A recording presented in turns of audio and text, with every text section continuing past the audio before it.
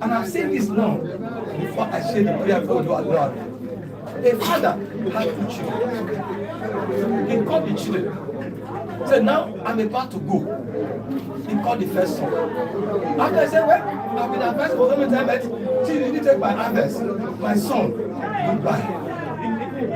Then he now called the second son. He told the son, yes, thank God you listened to my advice. But now I am glad you did. Good night. But the first son was saying, Daddy, why are you telling me goodbye? You are telling my brother good night. Say yes. Because good night, the Bible says, we dead and sleep in Christ, we rise again. Now he said, I told you good night, goodbye, because I cannot see you again. As long as you are not giving your life to Christ, I can't see you again. That's the end. So that's why I told you just now.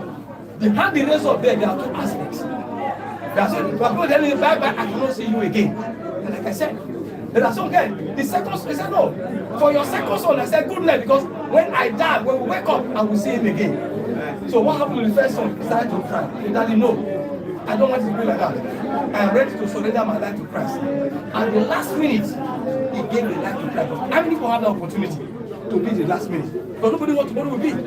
So now, let us think about it. If you are not giving our life to him, let's give our life to him.